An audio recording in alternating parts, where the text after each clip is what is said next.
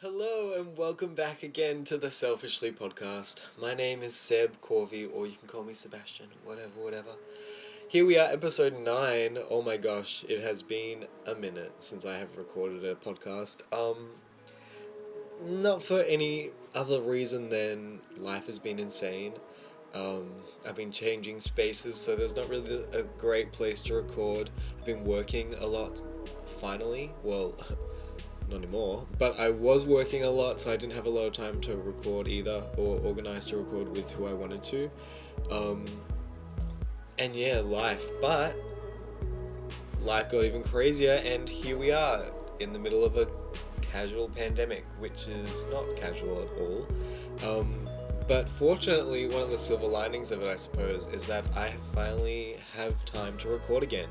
And although I can't go out and record just whoever, and so I thought I would do it with people who I'm in lockdown with, like Mum and Dad and Sarah, and they all have interesting stories to tell, I'm sure. I also wanted to talk about something other than what's happening at the moment, because everywhere's talking about it right now. It's very oversaturated, which I get is important to get information out, but at the same time it's such a mixture of lots of things that can't be bothered with. So we're just gonna keep it casual and talk about us and Mum and her story, and there we go, perfect segue into my guest for today, because I've been rambling too much. My mum, Susan Corvi, the Poodle Queen. I've been wanting to have her on for ages, and now, like I said, I finally have the chance, and so we got to have a good talk. Could ask her a lot of questions about her life and see where she came from and what her thoughts were whilst going through it all. And I was listening to it as I was editing it, and can I just say, I'm so excited in 10, 20 years, whatever, to listen to this again and just listen to the stories. It's really nice and wholesome, and I love it, and I love Mum, and I hope you enjoy the episode. Just something to relax with, and I'll stop now. Finally, I'll just take it away, me, quickly. Take it away. Bye.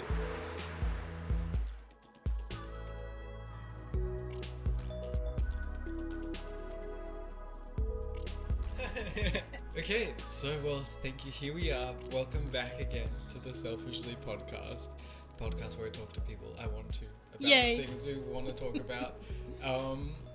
Quarantine edition. La la la. No, but here we are, episode 9. I have my mum on, Susan Corvi. Hello, Mum. Hi, Buffer. So I thought this would be an appropriate time to finally interview you, or at least have a conversation with you. Not interview. Good. Have a conversation, and we can just talk about stuff. Sounds good. So I suppose, that's a fun question to start at. How is being a parent been? How's it gone so far? How long have you been a parent now? Well, I've been a parent for 30 years, no, I mean, what? No, that's true. I wanted me to stop you. I was thinking, no, I don't want to start there. Okay. I'm going to go back. So tell us about you, Susan Murray Corvi. Yep. Tell us about your life. Where were you born? So I was born, haven't I told you this? Yeah, I know. Oh, you know, but nice anyway. Just to have it out. So I was born on the 1st of January, and I was second. I have a brother, Peter, who's a year older, and my mum said to my dad on New Year's Eve, I'm going into labour. And at that time, it was, all about the wife goes into the hospital, has the baby on her own, and then the dad's outside the door. Anyway, in the morning of the 1st of Jan, Dad had a horse race that he was going to be running at. I think it was Warragul or somewhere like that, using the trotters that they used to train and drive. And Mum said, I'm having this baby today. So he took her into the hospital and waited out the front door, and checking on the horse. It was in the float on the side of the road. And an hour later, out popped this lovely little Susie Murray into the world. Susan Murray, yes, into the world. And he gave me a kiss, gave Mum a kiss, and she said, "Good luck at the races," and off he went. And that was it. And where whereabouts was that? Frankston Hospital. Yeah. So always around this area, although we have wanted to move away, but we stayed here for our family. Yeah. We lived in Tyab was the first house that they rented, and we lived there. And then I remember as a young girl, my dad built a house in North Road in Pearcedale, and growing up in Langwarrin. Oh, sorry, North Road in Langwarrin. Yeah, so we grew up there, went to Langwarrin Primary School, and I remember, as a 6, 7-year-old looking over the back fence and Dad saying to me, one day, Suze, all of that land is just going to be houses and houses. And I remember thinking, yeah, right, as if it was so, unpopulated. It was not a hugely desired area, being out of Frankston. But then we moved from there, we moved to Pearcedale, and I grew up as a teenager in Pearcedale. So that was another country town where there was just one service station and one milk bar. And across the road there was like a takeaway place, and that was it. I was just thinking, because this would have been in the 70s Yeah. then. So mid 70s you would have been... Mid 70s, like 10, 11, 12, growing up. It's interesting to think, obviously when you think of like the 60s, 70s, 80s, a certain like idea comes into your head. Yep. When you sort of look back on those times, even as a kid, I suppose, can you sort of... Well, it was all family orientated. So of course we grew up with my nana and pop, who had 7 children. So everybody had a partner, husband, wife, and everybody had children. Yeah. So we would all get together at Nana and Pop's and spend the days, barbecues. We'd have, everyone would play cricket. There was always so much to do at their farm. Yeah. And that's what it was all just family. And because we were such a big family, that's all we needed. Yeah. And so every weekend we'd be there, or Friday night we'd have card night, and everyone would bring their money, and it would always be fun. As we got older, of course. But we were of that generation where the adults were the adults and the children didn't run everybody's lives like they do now.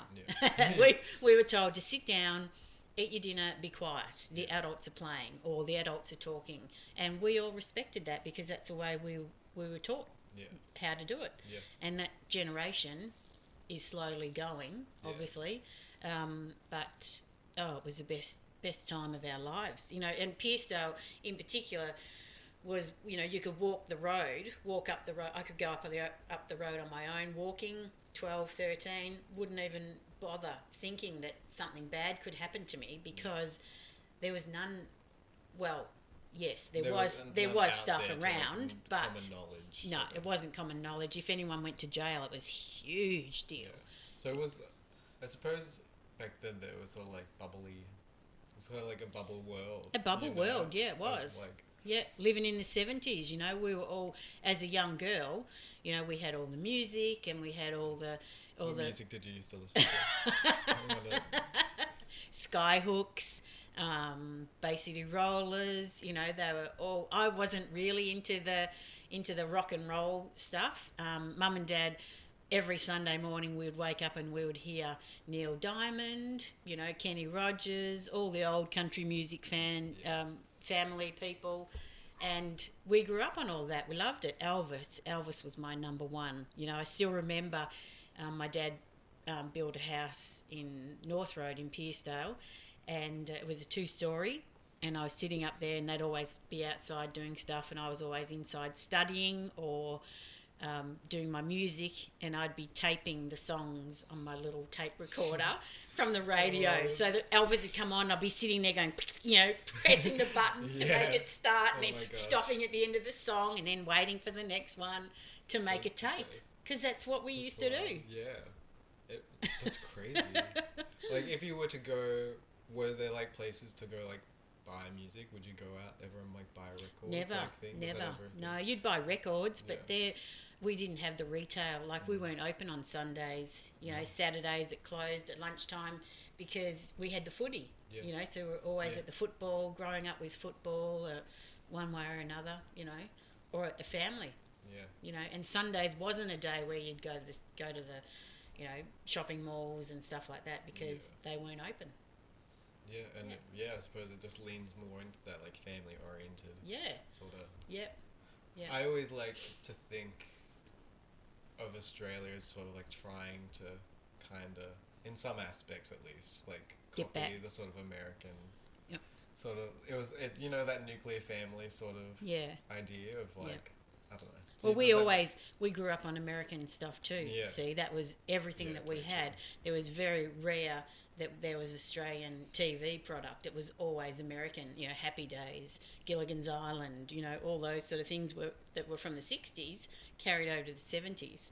So growing up in that way was all the same thing. You wanted to be in the Brady Bunch. I desperately wanted to be American, as you all know, and I wanted to, you know, ride that skateboard with Leif Garrett along Santa Monica Pier, you know, along the Yeah, beach that's there.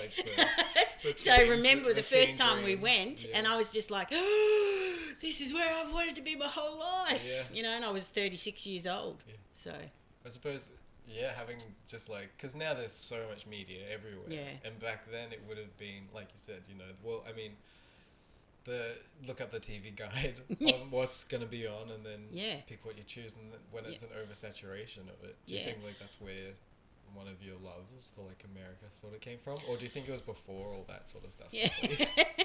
I guess I don't know. grew up with in that era of wanting, you know, all the Happy Days and all those things and loving the American style. And they would always say that we were about 10 years behind America Yeah. in Australia of things that, you know, they bought out, that, you know, food and takeaway, McDonald's Yeah. and all that sort of stuff. I remember going to secondary school. I went to an all-girls college, and one of the girls, Ann Kidder, her name was, and she was American. She used to go back home for holidays, and then she'd come back and she'd bring back M&Ms. Well, back when I was, you know, 13, M&Ms, we'd never heard of those sort of things. It was just huge to listen to her talk and, you know, with the accent, and I think I just fell in love with that side of it, and also that I do have a lot of connection to the American Native Americans. I love the history, and that's from, you know, learning history in secondary school, but also deeper than that too. You know, I reckon if you've lived another life, that's where I was. Yeah, who knows if you believe in that or not, but there's been some connections where I know that that's where I've been before. Yeah, and that's how I feel when I go there. I feel like I'm going home. I feel like I'm, you know, just seeing places that I've already seen before. Yeah. I love that. I mean, It is. It's like the first time we went to Disneyland, you know, and I was 36, Dad was 38, Steffi was 11, Sarah was 9, and you were 7, and I cried the whole day that we were at Disneyland because it was such a huge thing for me to be there. To take my children was my ultimate dream, and I was just so in love with being there and showing you it all. Because once again, we'd grown up with Disney on the wonderful world of Disney on a Sunday night, and we would always see the movies, whether they be, you know, actual movies or animated or whatever. But it was just, I always wanted to have pen pals, and I could never. Well, you know, you had to go to try and find a pen pal. It would be through somebody, you know, who recommended them or through school. There was opportunities to do that at Toorak, but we were, you know, Mum and Dad working family.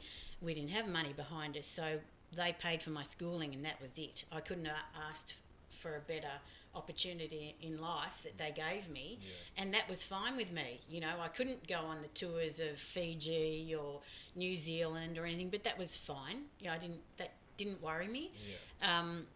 There was an opportunity to do exchange program. Once again, it was too expensive. But back in those days also, I didn't feel like I had the confidence to do it.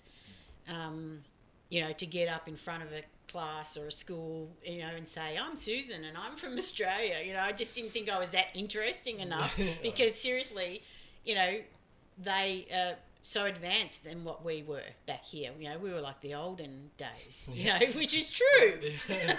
I suppose, well, so then what did you do as a teenager then, going through like, what were you doing then, like for fun? Like, did you know what I mean? Like, was that I'm not a very good person to ask because I was such a homebody. Yeah, well, that's what I mean. Like, that's fine. Because when I think back to me starting in high school, I remember I would start every weekend.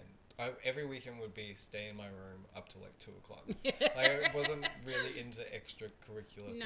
I was just happy to be home. Yeah. I was just mean... Look, there's times where I don't remember a lot about my teenage years, particularly 16 to 18 years old. It was a really bad time for me in my life, but also I didn't have anything to do. I was, like I played netball, I did sporty sort of things. Growing up, I was in little athletics and running and all that. I loved it all, and I did love my netball, but I wasn't a social person. I'm not like... Were you like a hobby person? Did you like to read or... I read a lot, but really I didn't have any hobbies. Probably just read, looking up my history books on America and remembering all that sort of stuff. But I was really boring. I didn't want to do anything. Like you said, I would stay in bed too, until 1 o'clock in the afternoon on a Saturday, and Grandma would come in and say, "Bloody hell, you're still in bed. Get out of bed. You've wasted the whole day." And now I know what that means. There's a lot of things as you get older or get old. But, I was a bitch to my mother, which was really awful. I used to, because I went to a private girls' school, I used to wonder about what everyone else was wearing, and that my things weren't good enough, and they were all wearing pretty dresses and I was wearing, pants, and I was overweight, so I wasn't, a surfer chick type as well, so I was all a bit of a muddle fuddle. A muddle fuddle. Oh, that's exactly what I was, because I was watching the football, my mates were all boys, and I grew up... I suppose that's two different kind of extremes. Just like country bumpkin, like loves a footy family gal going to a girls' school. Posh girls' school. Girls' school. Yep. Yeah. Would have been actually. You haven't thought about that. No, because I would just see you in pictures. It's a real contrast. A real contrast, but also that my self-esteem wasn't as good because I wasn't good enough. I wasn't wealthy enough, or I didn't have what they had. And my mum would buy me stuff, to clothes, tops and jumpers and stuff for outside of school, and she would cut the tags off that she'd bought them in Target or somewhere like that and put them in a Maya bag. How awful was I? Like seriously. At the time, I didn't realise that. It's teenage years. So let's just say I wiped that. Wipe all of that. I didn't do year 12 because I wanted to get out in the world. I wanted to earn money. I hated the thought of staying in uni and spending 5 more years studying and then coming out and not having that practical work. I knew what I wanted to do.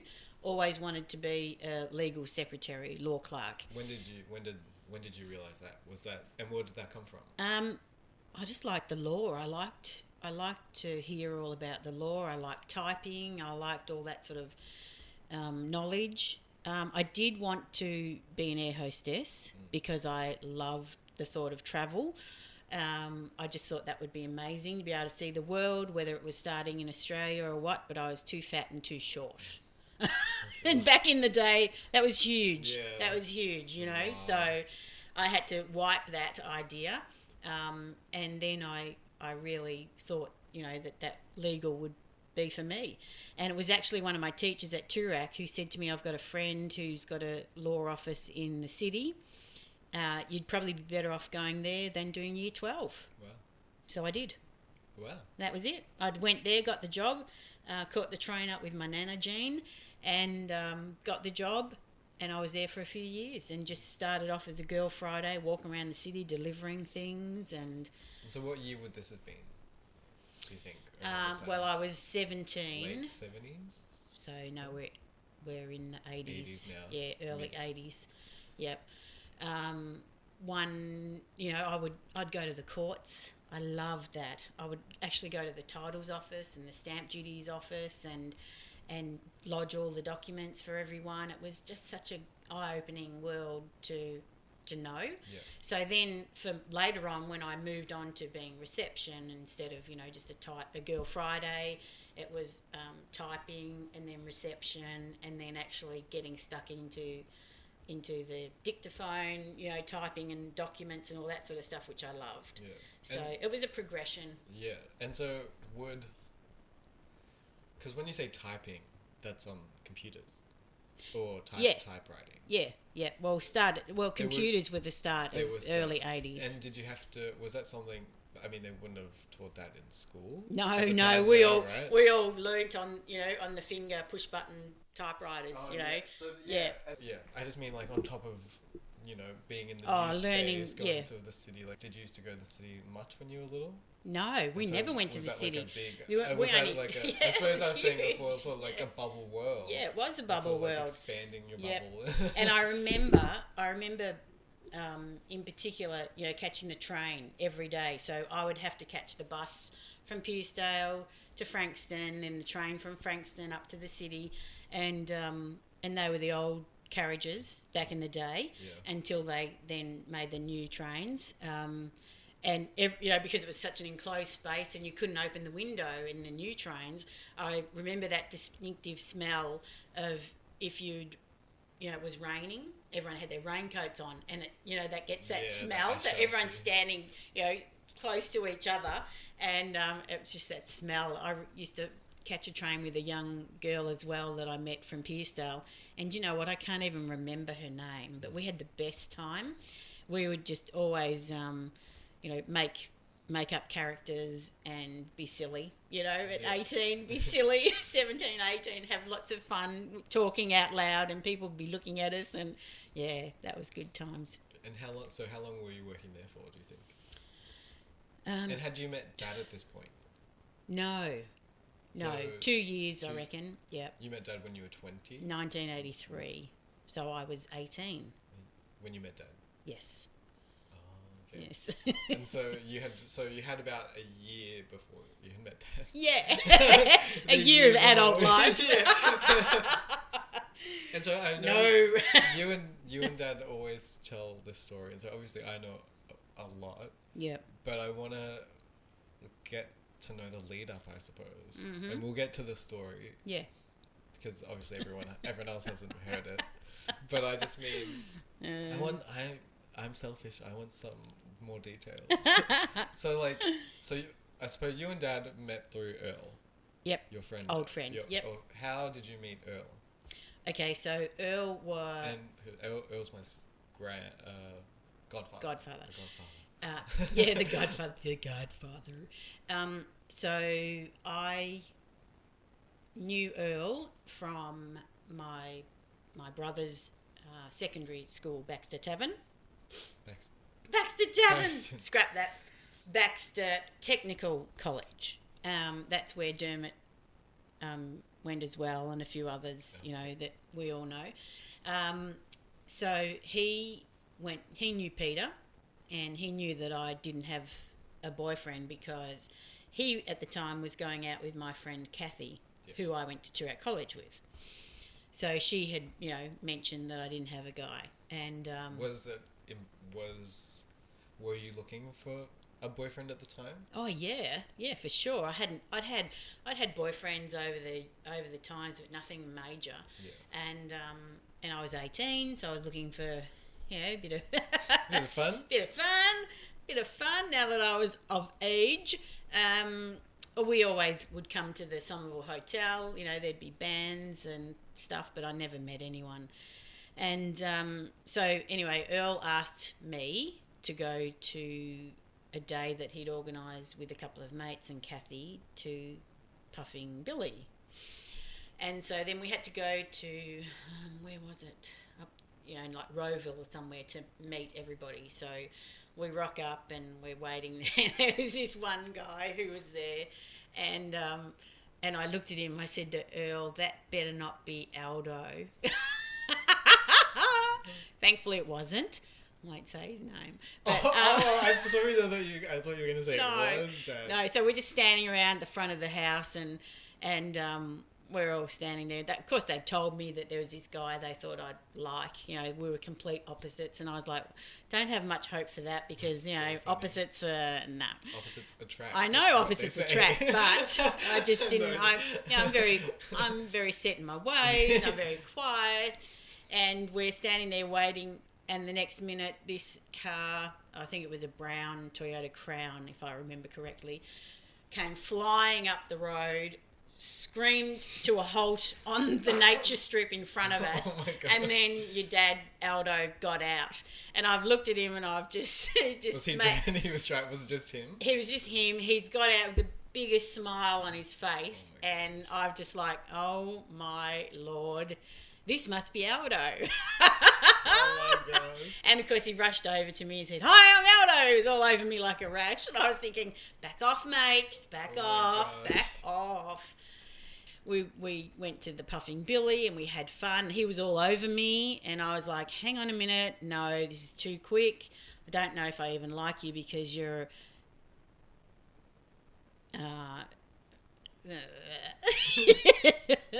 different. Like, I thought he was so over the top. I've never met anyone like him.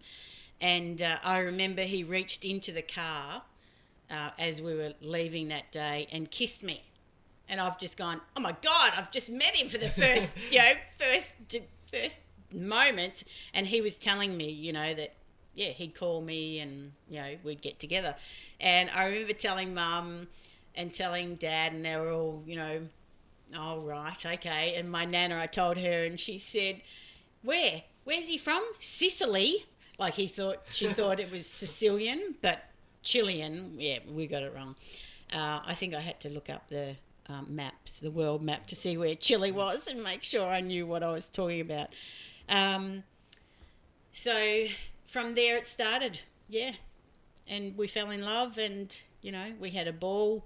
How long was the courtship for? Like, how long, I suppose, did it take? How many times did you have to meet Dad for you to be like, okay, cool? Not long. Yeah, because I was ready for romance. Yeah. I was ready for a relationship, and he was fun. We would go every second weekend. We would seriously go to Mount Buller when the snow was there. We'd go in a little tent. He'd take a little heater, get electric sight so he could plug in the heater. So cute though. How often were you seeing each other?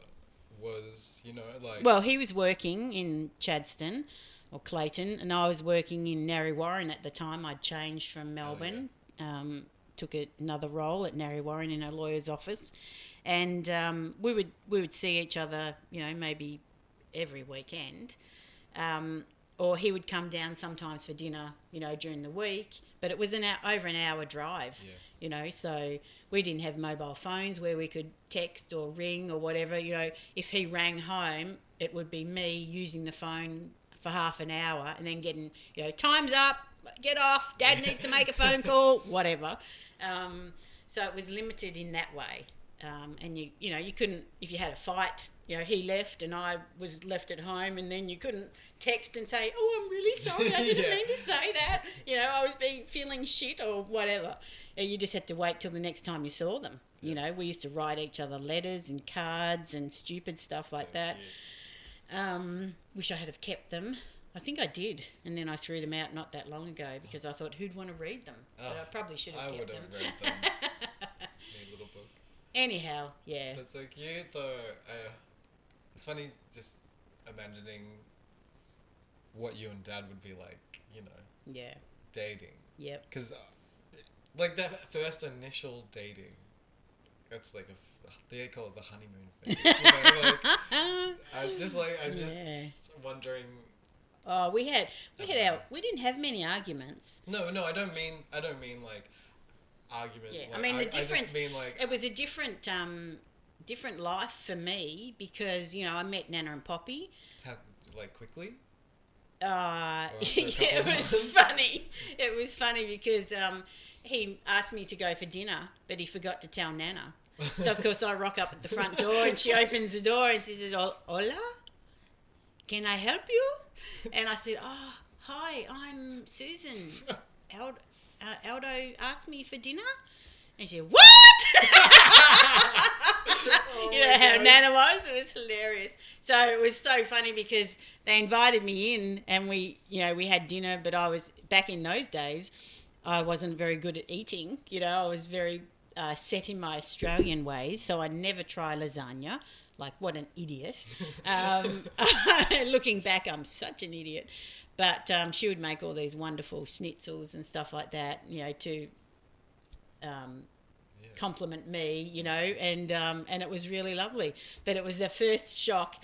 It was hard because, I had to sit there and listen to them all speaking in Spanish. Like, what are they saying? I would be looking at Aldo saying, what the hell are And they was it saying? so was it just you, Nana? And Gabby was And there. Gabby, Yeah, Gabby. Aldo's sister Gabby. So, we were all... Oh my God. We were all there, and it took a while for me, and I used to get so upset with Aldo, and I'd say to him, don't talk Spanish in front of me because I don't know what you're saying.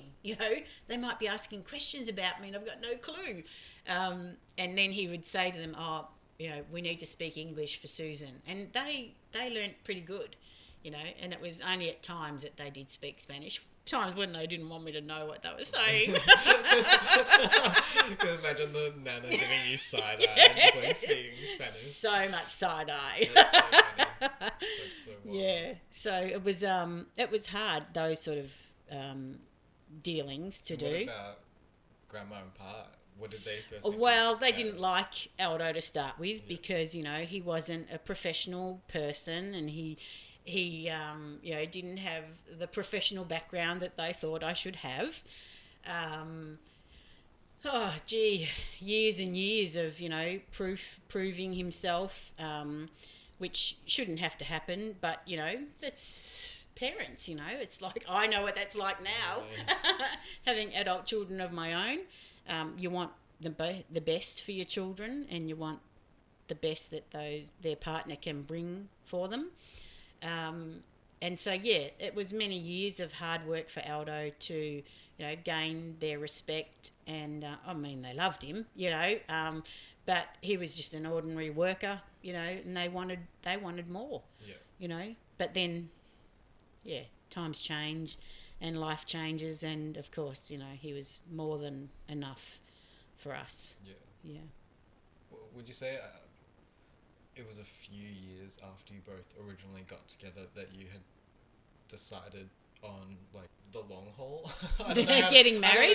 don't know how, I would just mean like, well, I suppose like how long? Not even like when you decided to get married, but I suppose To be together. when did Yeah. do you remember Well, sort of having that inkling of being like, okay, this will be the long haul? I think on the second date, your dad took me to a little restaurant at Lygon Street called Papagino's. We've been many times since. And he was sitting in the restaurant telling me that he was going to marry me and we were going to have 4 children. And I was like, oh, right, are we? Don't know about 4 children, but hey, let's see how that goes.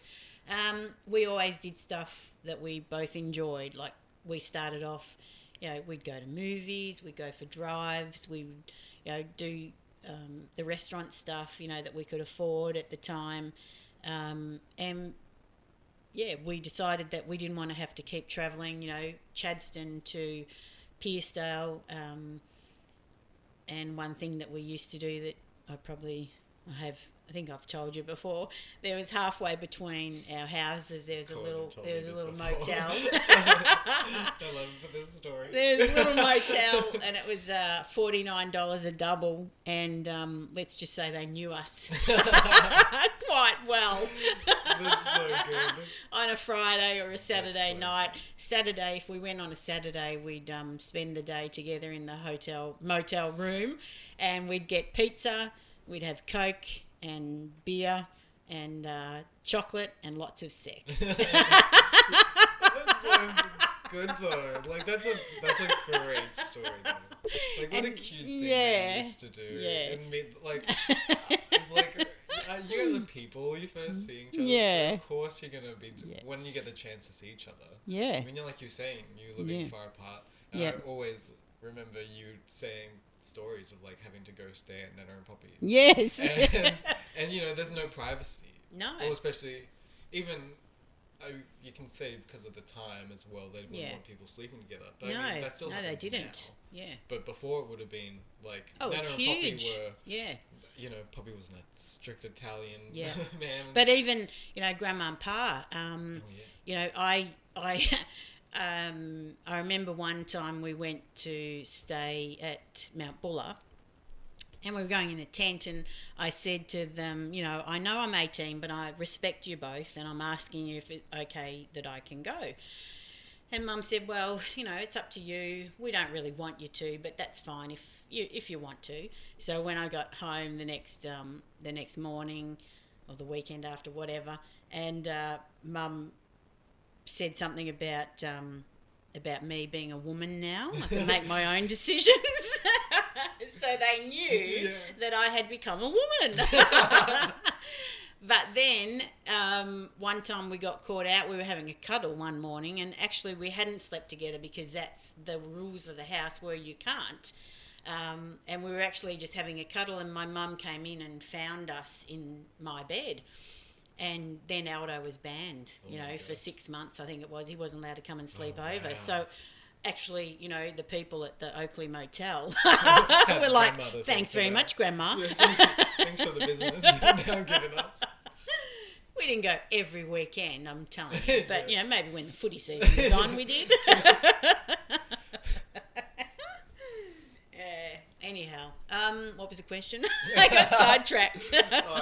So many memories. Look, we've, you know, and to this day, we still like to go on our own, you know, and stay over somewhere. And it's the best place to be, just together. Yeah. You know, if, you know, we don't have to because we live in this great farm property and home, we can have our own privacy. But it's not like going to a hotel on your own, order room service, you know, sit down, do nothing. Don't worry about the dogs, don't worry about the kids, or, you know, nobody after you. Turn off your mobile phones. You know, it's the best thing to do. Alone time. And that's one of the things that we love about America. Well, we get to so alone. We get to go away and we get to be together. And, you know, we love just driving and seeing everything and stopping, you know, to shop or eat or whatever, see something new.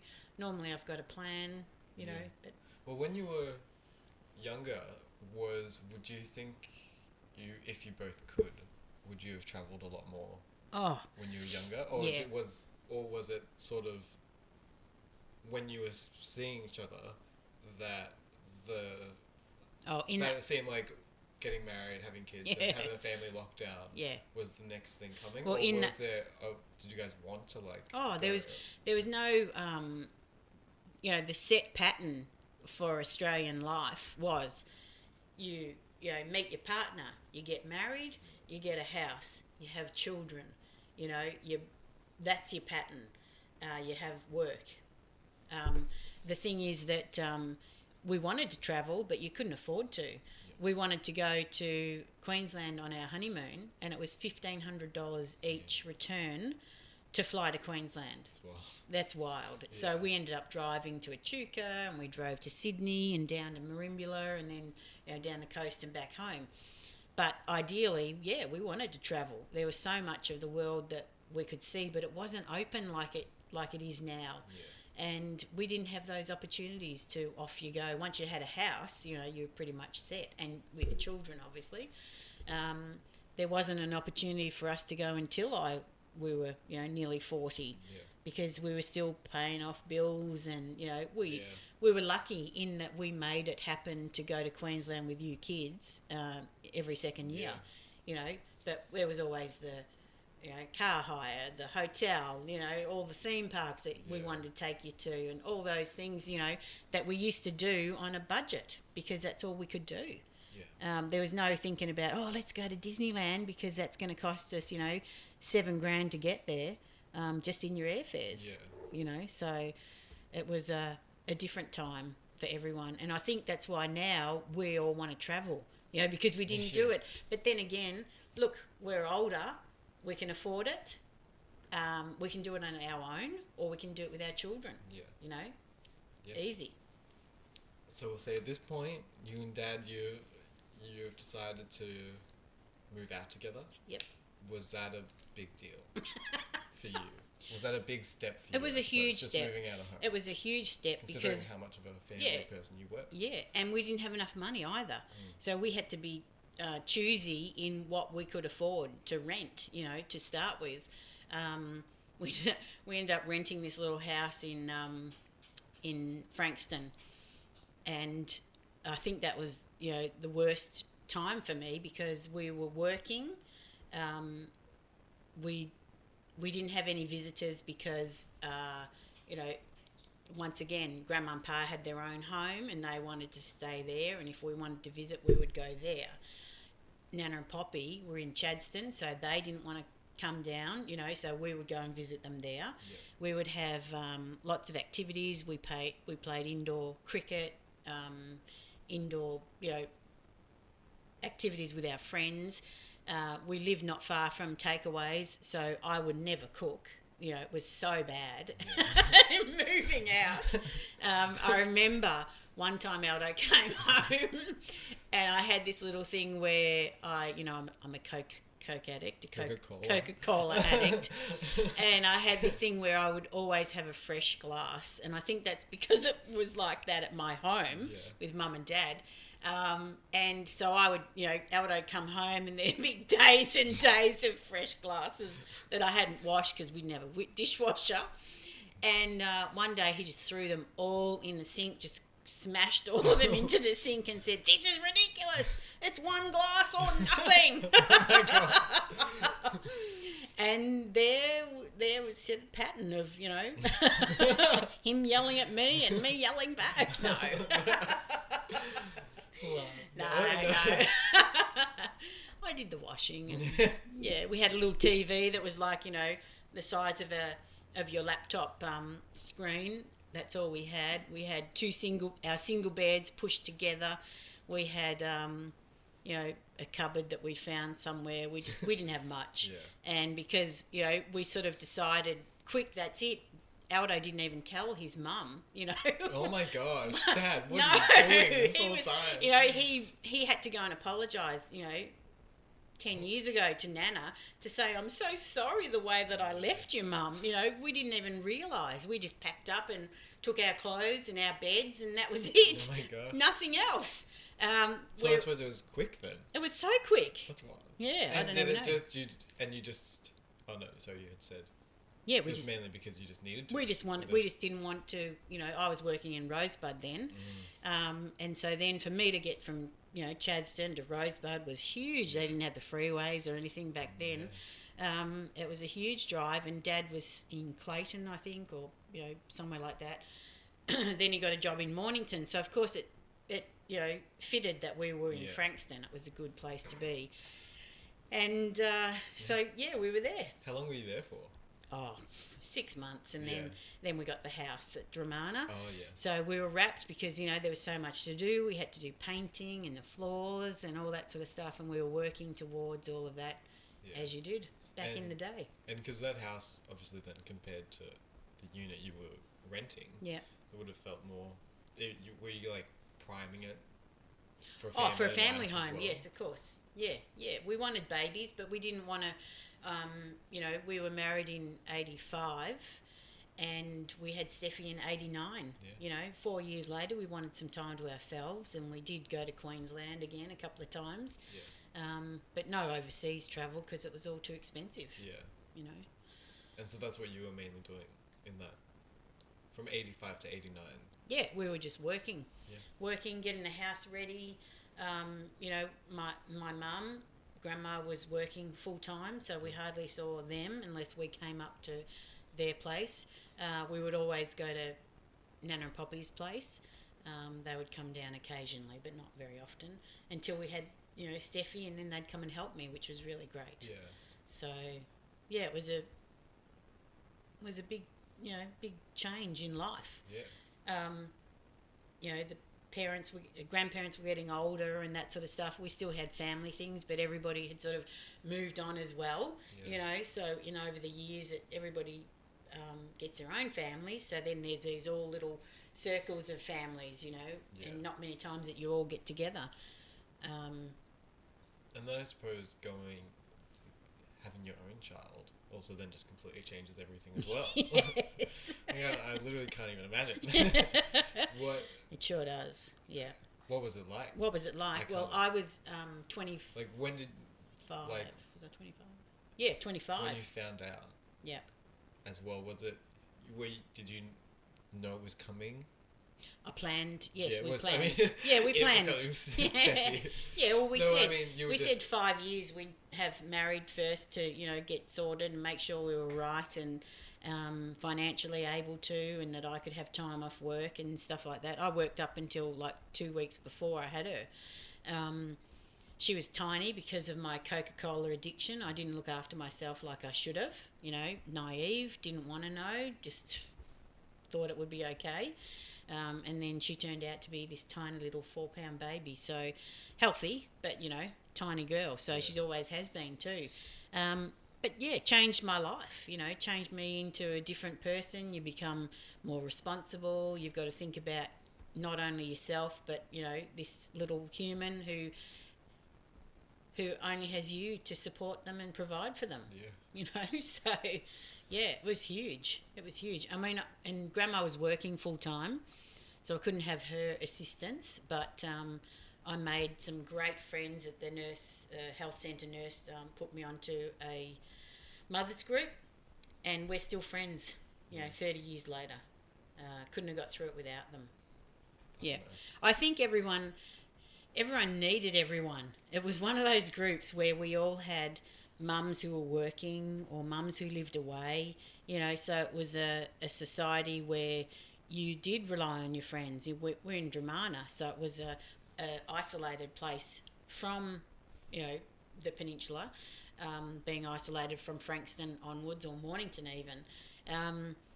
And, we'd be able to ring, not text, because we didn't have mobile phones back then either.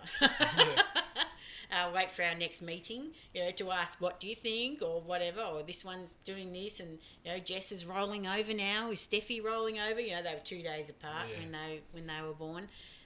All the different activities, and you needed friends for, we would all be at each other's houses, we'd look after the kids, so you could have some time to yourself, or go to the gym or whatever. And that was the most beneficial that I could have had, benefits with friendship. Yeah. So I think in those days then, you've grown from a young, innocent girl to actually giving birth, makes you a whole new person. Yeah. And you just have to have this confidence then, because if you don't have it for your child, who's going to do it? Yeah. Seriously. You've got to be the one to pick her up and make her stop crying, feed her if she's hungry, give her some love, or, change her balm or whatever. You've got to do it all, and you've got to be confident to be able to do that. Yeah.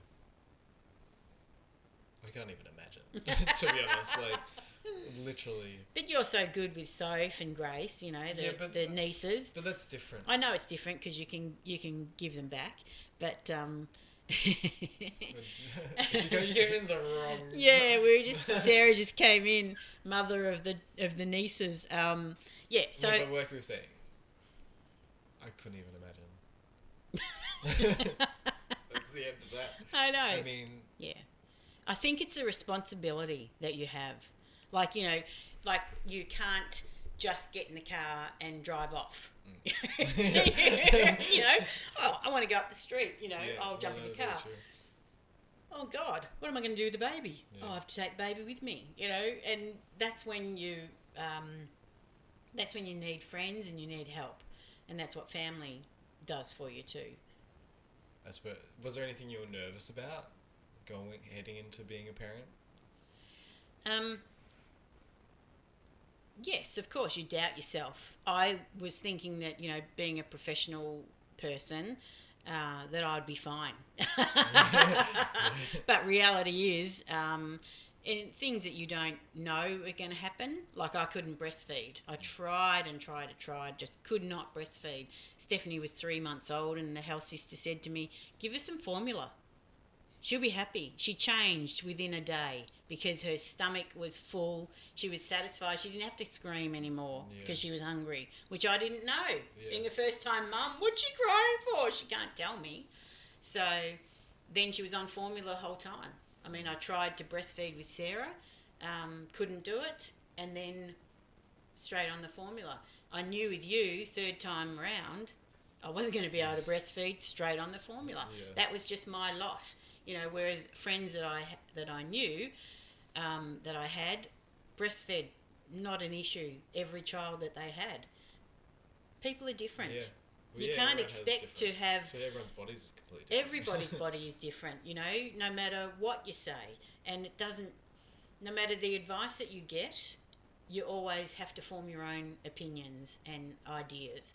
Because you can take whatever everybody says and try and take it on board and make yourself crazy, but it just might not suit you at all. Yeah. So you don't do it. So you just do what you can, and that's the way that you get through. And I mean, the best part was that I had great parents, I had great in-laws, and your father was fantastic. He would help me with you three. The one thing that I was always terrified of was losing one of you. That was my biggest fear. Us running away. Yeah.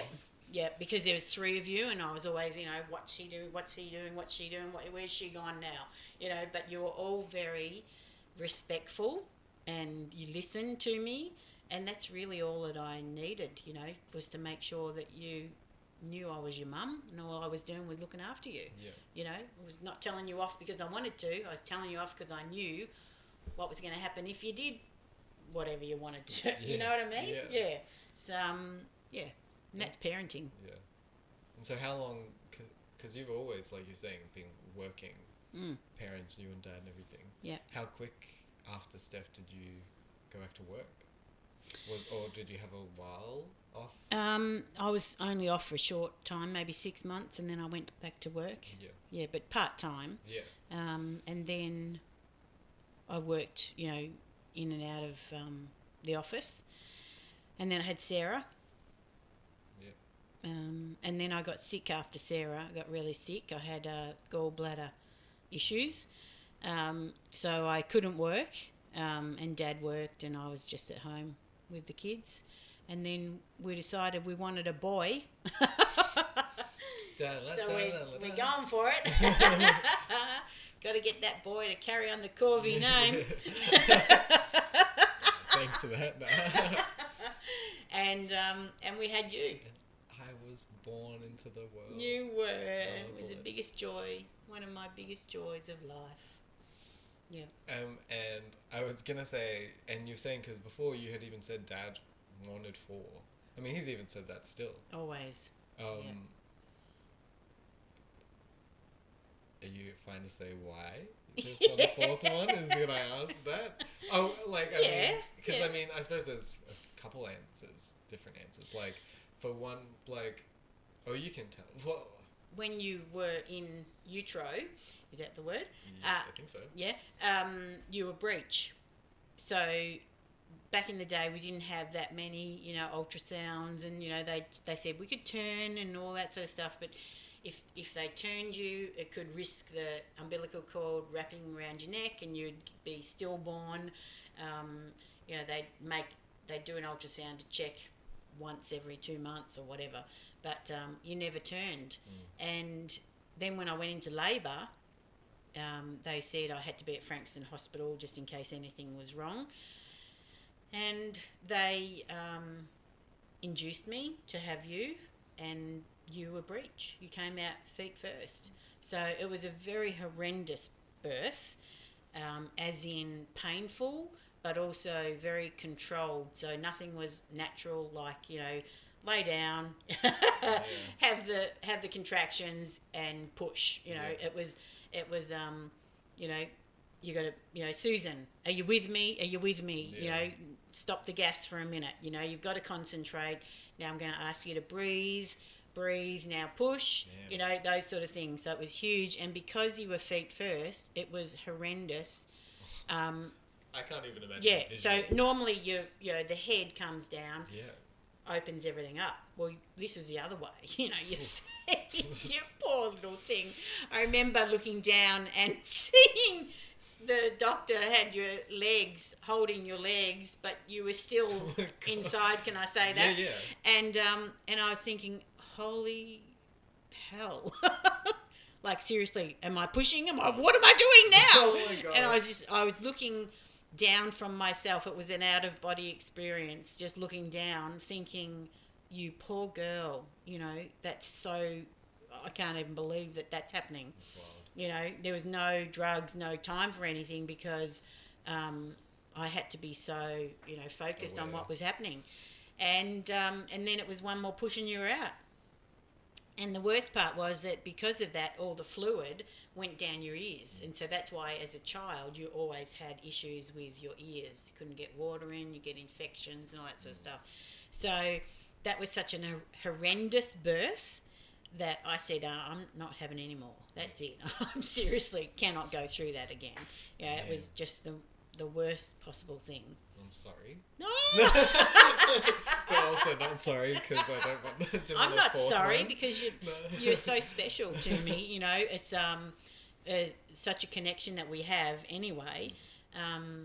Like in 1994, my nana, Jean, passed away. She had liver cancer and pancreatic cancer, and she was 72 years old. And she and we had a special bond as a grandmother and granddaughter. And I remember going to see a clairvoyant at the time, and she said to me that your nana's already met your son, and I didn't know that we were having a boy. And she said, she's going out and he's coming in. So from that minute on, I knew that you were going to be this special little guy for me, and you have been ever since. Like the night that you were born, they put me into my room. They gave me a private room at the hospital, which was awesome. And then they brought you in and you lay in the crook of my arm on that thin little hospital bed, and I woke up the next morning with you still in the crook of my arm. You hadn't moved and I hadn't moved. Like, that is just crazy.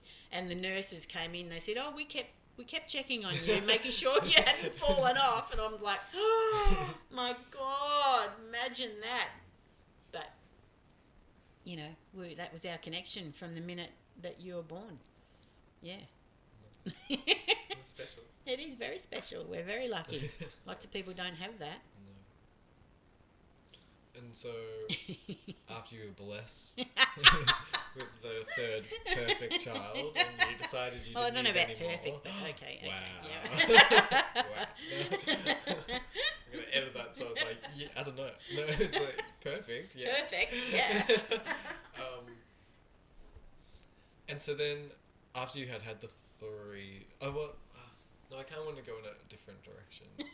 Now that we got to my birth... They'll be sick of me now. No, it's okay. There's so much to talk about that you could... Shivers. So much you could... There is so much There you is. could We talk could go about. back on heaps, yeah. This is a good intro, I think, because we're getting to know you, If anybody Susie. wants to know more. Yeah, know about Susie. You were just saying how you went and saw a clairvoyant, and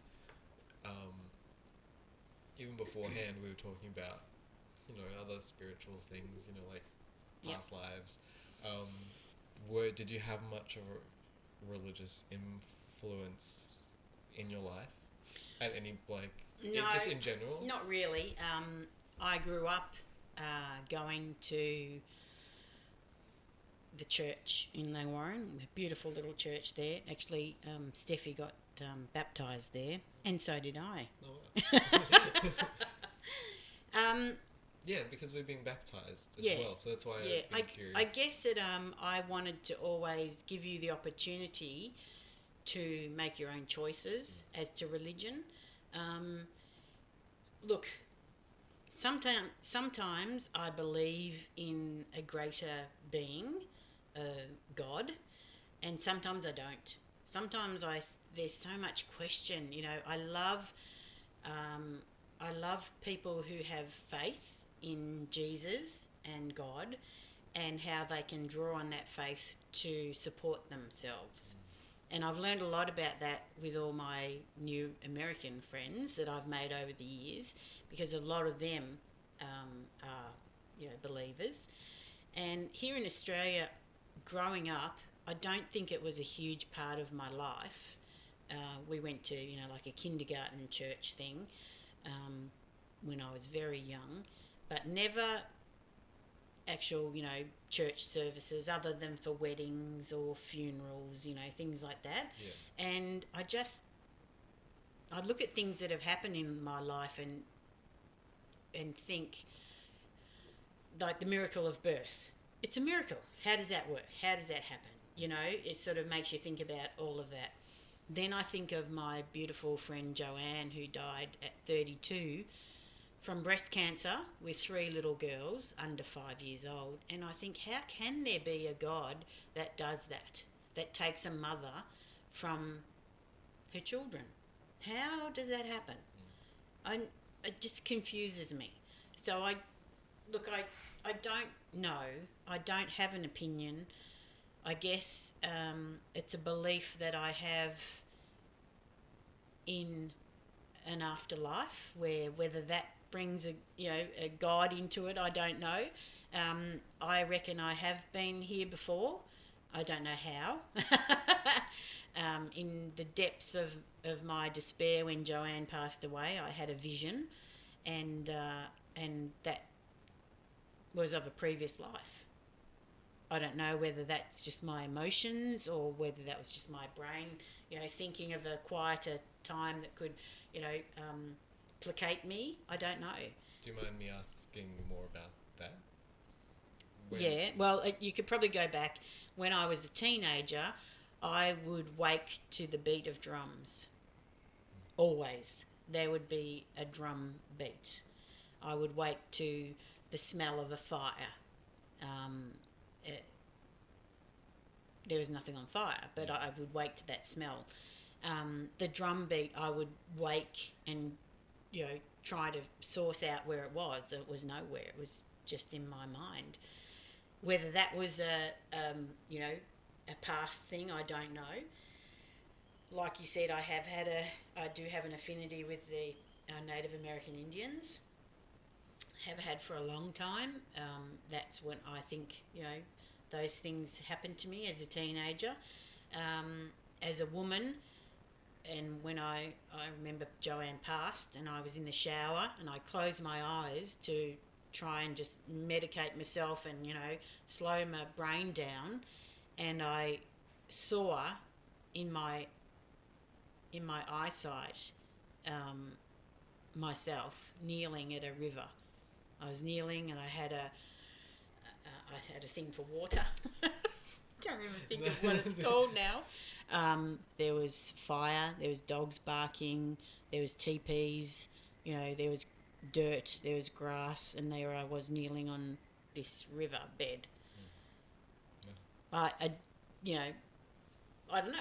But in that time when I needed it, it really gave me some form of, you know, it gave me some sense of peace, peacefulness in my soul, you know, that I was so traumatised by Joanne's death that I needed that.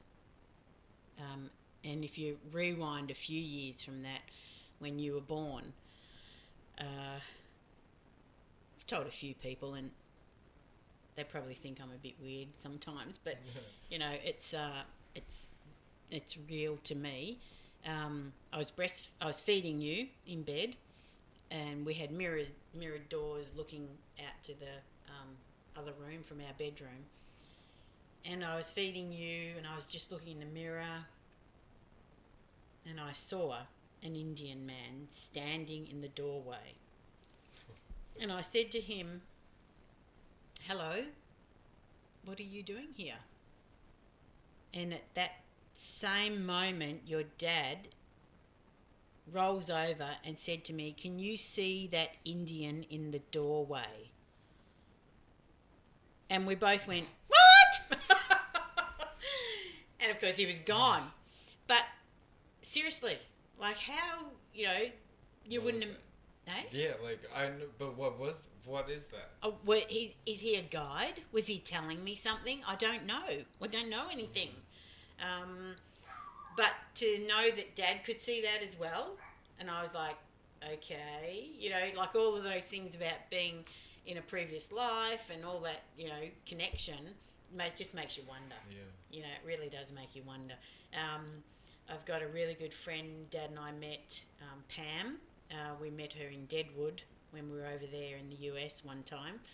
And she was a lovely lady. So we met her, we became friends, and then Facebook friends. And I was going through a really hard time, I remember, with you. And and like we said, teenage years. Teenage years, let's not talk about them. And I reached out to her, and she really helped me through a few things that I had in my head. And we got to meet her again a couple of years later. And where we met her was near Sedona, halfway between Sedona and Phoenix in Arizona. Shout out To the Sedonians, Arizonians, Phoenixians. And anyway, we were at a place where we could talk about, Indian, Native Americans and stuff like that. And I told her, and she said, of course, they were there. Of course they were there. She believed the same. So some people would say you're a nutcase.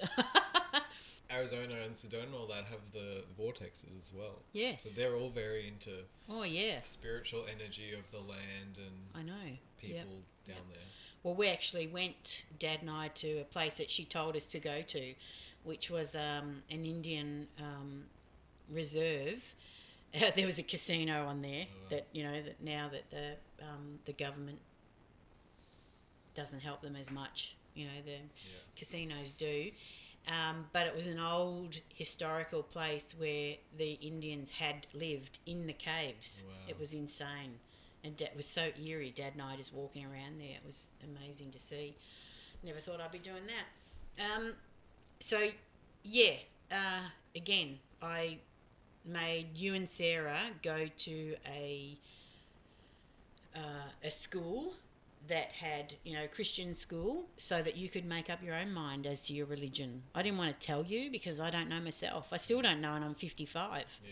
I don't know whether it's a big story. I don't know whether, there is a God. When you see things, birth, you know that there is a God. And when you see death, you go, why? Why would that happen? Yeah. Where, there's so many criminals and so many awful people. Why do good people die? And I don't know the answer to that. Yeah. Makes me wonder. But I do like, as I said just before, my friends who have faith, their faith helps them so much with things.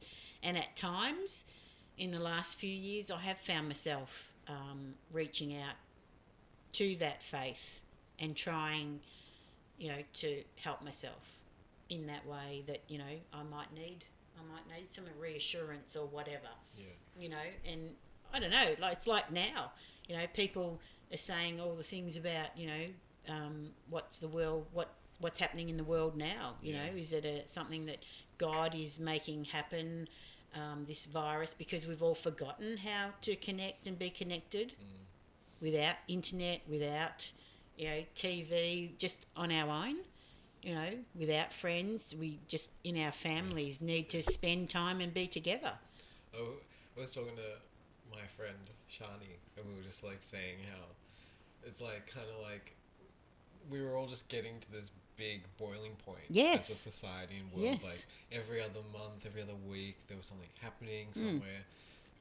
Countries were rioting, the world was on fire, everywhere. Yep.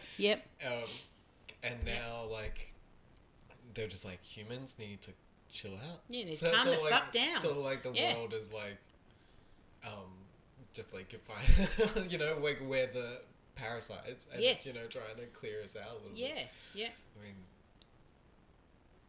We don't know, do we? How do we know that? We don't know what's happening, and it has forced us into, like my best friend Penny today. She's texted me how you going, a welfare check, how you going with the isolation. Here's a recipe for some bread to make, that sort of old school type stuff, because we're all at home and we all, everybody's sharing things about activities for the kids and things like that. But really, if you go back to basics, like cooking, making cakes with them, taking them outside for a walk, all those sorts of things, spending quality time, it's what it's making us do. Yeah. Isn't it? Yeah. We're not going to the movies or rushing off to see a band or go out for dinner, something. We're all staying home. Like in our instance, you've cooked dinner, Aldo's cooked dinner. We've all shared that joy, and it is a joy to be able to make a dinner, sit down together and enjoy it. Yeah. I don't know. That's another whole period. Let's talk about it. Yeah. Yeah. So that the spirituality is, like I said, is everybody's own opinion and their own beliefs. Yeah. You can be taught one way and think the other. Yeah. Things happen in your life that change your opinion.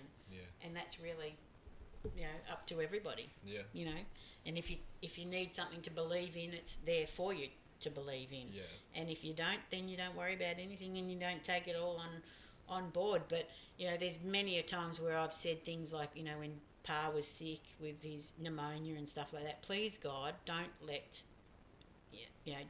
him be any more ill. Let him recover. Yeah. And whether that helps me or helps my thought process to get through while my dad's sick, it does. Yeah. Yeah. Well, there is a definite comfort to it. I remember when I was little, and you and Dad would go on holidays or your trips, and I was always like an anxious mess, especially you guys going there. But awful parents. No, not awful parents. I don't know why. I was just an anxious kid, an anxious little boy. No, but I would find myself being like, make sure they're safe. Yeah. So it's not. I think I've talked about it a couple times, but I'm not an overly religious person. No. But can be spiritual in the sense of I don't know what's out there. Yes. Or if there is any more. Your mind is open to it. Yeah, exactly. You're open to it. Open to whatever.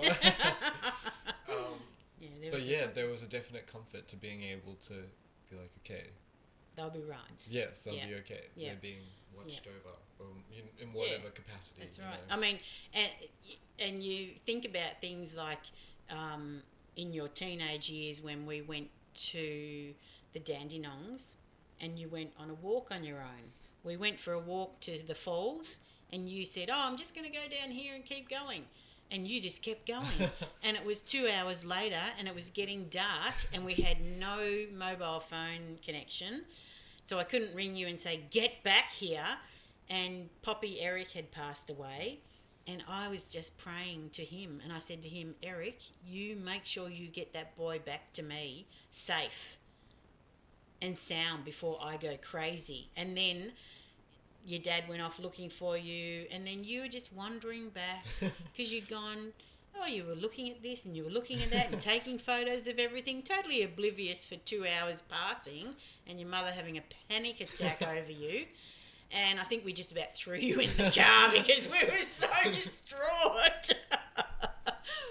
But, that helped me ease my mind and go, Eric, you just make sure he's back. Make sure he's safe. And he was. So whether he's looking over us or not, you like to think about that is the case. Yeah. You do like to think that. Yeah, for sure. Yeah. It's funny, I feel like I remember that time, but I don't remember it being, I feel like it wasn't 2 hours, so that's so long. It was 2 hours, I remember it specifically, son. Oh, I remember the horror of it all, thinking if we had to get people in to search for you and, you know, we couldn't afford it, how were we going to pay for that? We couldn't get any mobile service, so we couldn't, you know, and you'd gone to the other end of the walk, which went into a new town even. That's how far you went. Was this the Sherwood Forest place? Yeah. We'll have to go back there one day. Maybe I was abducted by aliens. You might have been. It was quite a long time. I had to worry about you. Oh my goodness. No, it's fun. That's one thing I feel like I wouldn't be able to handle being a parent is just keeping calm if they've gone missing or anything. Like, it would just stress me out. I mean, you don't put yourself in those situations, though. Yeah. You know? I mean, seriously. That makes sense. You just have to keep your eye on them at all times. You know, whether it's come on, you know, everybody, like you all still do. Sarah says she still does, and Steffi does too. Hands behind your back as you're walking, you know, following me as a child. And she still finds herself doing that when she goes shopping. That's so funny. You know, hands behind your back and just don't touch anything, don't knock anything, just keep in control. Follow me, and that's what you always did because you were, you know, conscious of Mum said that, yeah. And that's what we're doing. So you don't put yourself in any situations where you would have to worry about that. Yeah. That's funny. I was just thinking, you always were. What were your expectations like going into having a family, having children and everything? Did you have any expectations in terms of like, I mean, I don't even know what in terms of, was having kids anything what you thought it would be like? It's a learning process. You learn as you go. You know, no child is the same. Everyone is different, and they grow up having their own opinions. I remember as you three grew up as teenagers, young teenagers, and you and Sarah were arguing all the time. And I said to you, listen, your brother and sister, you will get on when you're in my house. You will be polite and you will get on with each other. When you turn 18 or such time as you're not living together, you can decide whether you want to see each other or not. That's up to you. But for now, we're family, and that's how you live. I remember that. Yeah. I remember when you said that. Yeah, because, you know, the whole point is to be a family and to enjoy each other's company and do things together. And I think that's what we, as parents, Dad and I, wanted to make sure that you had good values, that you knew what was right, what was wrong, that, you know, you stayed on the straight and narrow, that you didn't get off course in any way. Knowing now what life's been like, been a bit different, but you can't plan it all. You know, you can't plan who your daughter or your son plans to be with as a partner. You can't plan, you know, what they're going to bring to that relationship, what sort of, you know, troubles or different aspects that they bring. So you can't control that, but you just have to live how you live and do what you can to get through it all. Like I said, you give your values to them. You know, you have a family history together. When you look back on your childhood, I'm proud of my children. I'm proud of every one of you and how the person that you've become. And that's partly, you know, due to my personality and Dad's personality, you know, and we've mixed together. So you've got some fun side, you've got some serious side. You've got, you know, all the times that we would play together, Mario Party as a family, you know, we'd go on outings together for dinner. People would come up and say, those kids are so well behaved, what have you done to them? And I'd say, they just enjoy being together, we're all here together, and how good is that? You know, like it feels good to know that you're doing the right thing. We always kept you occupied, we would always go out over, you know, weekends. We took you on family holidays. We did fun stuff, but we also stayed at home too and made movies and had animals, you know, and did all family stuff, family orientated. And that's what that's what you plan to have. Yeah. And that was obviously very important for you both. Yeah. Always. Yep. Yeah, and be in contact with your grandparents, you know. Yeah. So you had good relationships with my mum and dad and with Nana and Poppy. Poppy, you all have, which is very fortunate. Yeah. And you're both those grandparents. You were then joined into other family, you know. So it wasn't just you lot with grandparents; it was you and the cousins and stuff like that. So. Yeah. That is an important part of, you know, from my history of growing up as a Scobell kid, you know, with all the fun stuff that we did as a family. Yeah. Yeah, I guess that's all you can do, and be proud of the people that you've become, you know, because you're all great kids, you're all great people, you've all got your own opinions, and sometimes they don't agree, you know, but that's what personalities are. Yeah. And you've each got your own personality, but your basic one is that you're very family orientated, which is exactly what I wanted. Yeah. Yeah, well, you got it. I got it. You did it. Yeah. So. No, had a wonderful time. Yeah. In my life so far. Yeah. It's been great, you know. More to come. Yeah. Who would have thought that you know, this time in our lives we can still go on a holiday and have fun together. Yeah. You know, I think it was one of our best holidays that we had when you joined our dad and I over in the US just recently. You know, so wonderful is to be and enjoy the things that we enjoy, like the restaurants and the driving and you know, the shopping and stuff like that. And I think it was funny at one point you said to me, "Gee, I didn't realise that you and Dad used to shop this much every trip you came." Literally though.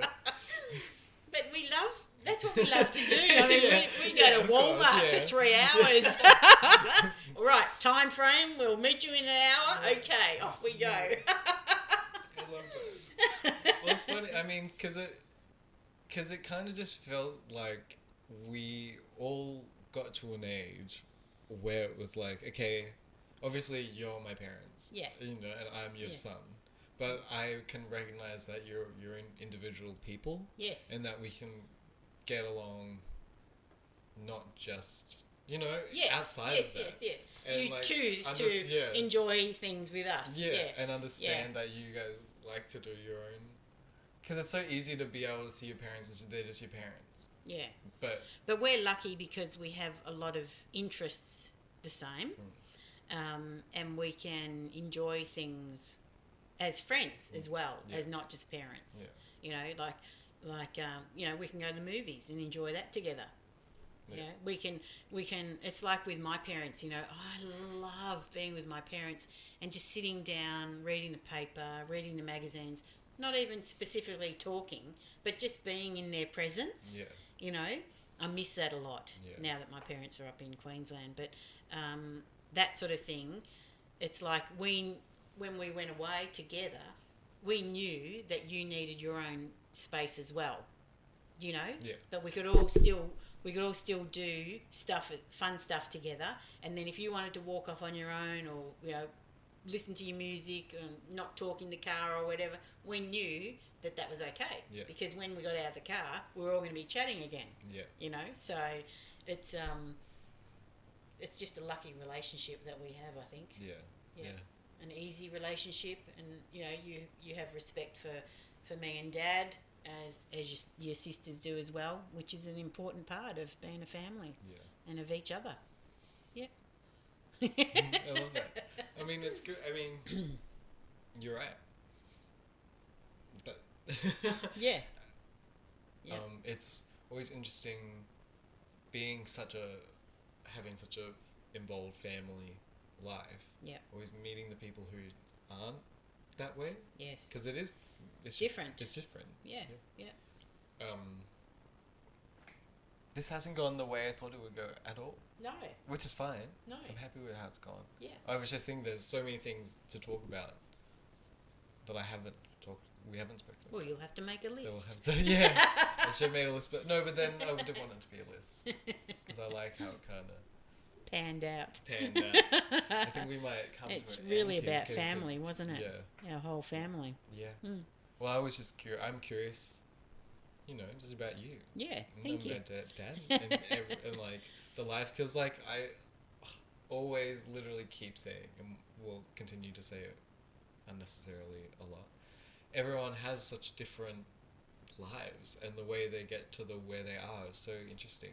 Yes. And all the different experiences, and how How it molds you. some things how it molds you, and Yep. things that just happen you have no control over, or Yep. I don't know, just seeing how we become The person that we are. It's Yeah. so Yep. interesting. It is interesting. And there's a lot of value to the stories everyone has Yes. Yep. in Particularly whatever that way. the things that happen to you make you grow. Yeah. They make you age in a different way than what you thought you were going to. Yeah. Like I would. Yeah. I don't think I should have asked though. Like I can't even. Like you were saying, when you just give birth, and it sort of feels like a miracle. Can't imagine what it would feel like afterwards. Like, because it also is such a physical thing. Like it kind of, and then even after that, sort of then it's like doesn't represent like, oh, now I've had the baby, I'm changed forever. Yeah. But but it does sort of does change lead to Yeah. that's a Of big course. deal, and now it's a huge new. Yeah. Makes you grow, Pressure. makes you responsible, makes you think of others other than yourself. And I think that's what being a parent is. You're not selfish, you learn to share your life with other people, and that's the end game. Yeah. Is making that into a family. And a loving family, and I'm very grateful that I have had and still have a loving family that I've made together with your dad. It's good. It's Feels love. good. Beautiful. I love it. Love is all around us. Copyright. Yeah. Cut that bit out. No, I love that though. Well, I think we might wrap it up here. Let's wrap it up. That feels like a good conclusion. We'll have to have more talks, because I just Anytime. want to hear about Anytime. Anytime. Don't have to record. I have more stories. Yeah. But thank you for giving a little overview flashback of. Oh, goodness me. Thank you for the everything. journey. It's okay. I feel like I need to cry now. Oh, No, I'm not really. It's interesting. I say we should wrap it up, and I continue. Yeah. But I mean, I'm 25, and thinking back 10 years ago when I was 15, in high school, that feels like a huge thing. Yeah. So it'll be interesting when I'm 40, When you're 10 years from 35, now, that I can look back on, and here we are. Yeah. Who knows what'll happen in 10 years? Who knows? You just don't know, anyone. do you? It's crazy. Anything could happen, and who knows what's going to happen with the world, Yeah. with this coronavirus, with the government, with money, with travel. Yeah. With people's health. You just don't know what's going to happen. Yeah. I was thinking we could have talked about that, but I was thinking it'd be nice not to talk about it. Yeah. For a second. Yeah. Just because it's everywhere. Yeah, and that's right. and literally, you click Yeah. on the first thing, and I mean, obviously, it's something that's appropriate to be spoken about. It's a big deal. Yeah. But sometimes it's exhausting. It is. Well, I've dealt with a lot of issues over the years, and depression being one of them, and anxiety, and this period has been a hard period for me, because I've become really anxious of turning on the TV. Oh, I don't want to turn on the TV now. Yeah. It's better if I don't hear it. Yeah. If I maybe click on it once a day, just to see what the government has brought in new that I have to worry about. But otherwise, can get you all in all sorts of bother. Yeah. And there'll be a lot of people out there that need assistance with mental health issues. Yeah. Because it is frightening stuff. At the start, it seemed like, oh, okay, yeah, all right. Yeah. Now it's getting a bit, right, we'll need to worry about this a bit. Yeah. and terrifying. Yeah. Absolutely terrifying. Yeah. Particularly, the amount of lives lost. Yeah. Yeah. And what's happening to our economy. Yeah. Shivers. It's all a shitload of Yep. complicated layers of Yep. stuff that we're going to have to deal with. Yep. But right now, we literally can't. No. Like, what No. else? What can we... We just got to do what they tell us to do Yep. and isolate. Yep. Yeah, got to stay home, wash your hands, Yep. shower, you filthy animals. Yeah, filthy animal. How are you people washing your hands beforehand? I need to know that. Exactly. I'm a I've been wipes. hand sanitizing Hand since 2006. A hand sanitizer since the year 1983. 2000. I tell you, since the kids were little. Yes, 1989. Although they weren't that prevalent back then, but I had them. Oh my gosh.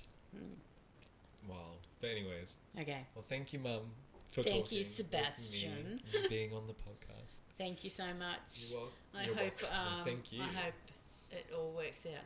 Works out well. Thank you. We'll be fine. Okay. We'll be all good. Love you. I love you too. Thank you all for listening. We'll talk to you soon. Probably with Dad on these quarantine selfishly podcasts. Anyways, goodbye. Thanks, Bye. guys. Bye.